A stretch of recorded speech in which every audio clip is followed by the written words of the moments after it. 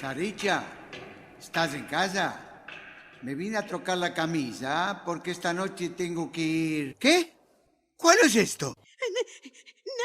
Nada, mi querido. Y yo te puedo explicar todo. ¿Cuál no me quieres explicar? Bobos, ¿eh? No tengo hoyos.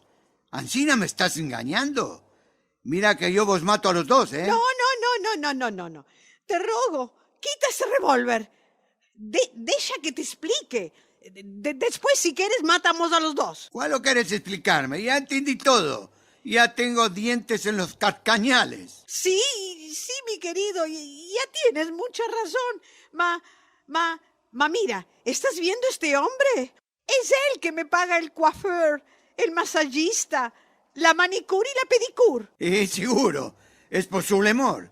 Es para mí que lo está haciendo. Más que me ayude. Espera. Esto es nada. ¿Sabes quién paga el cuento del dentista a todos nosotros? ¿El dentista? ¿A todos vosotros? ¿Quién? Ya te dije, es él. Ni esto no es nada.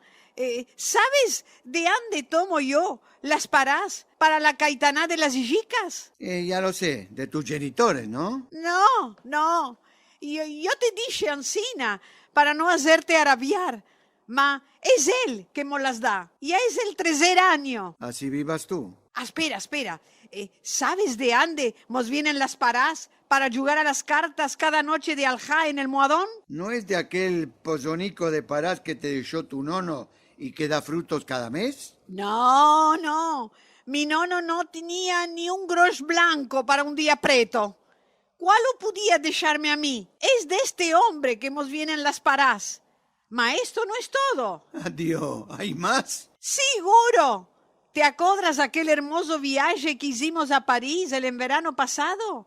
¿Te acuerdas el hotel de 5 estrellas, el Louvre, la sopa de huevos de rana? Sí, ya me estoy acordando. Esto, todo es él que lo pagó. Si es Ancina, mujer, toma la colcha y cubíllalo, que no se me hiele ni se me haga jacino. Solo que no se vista la pijama mía, ya sabes que yo soy muy celoso.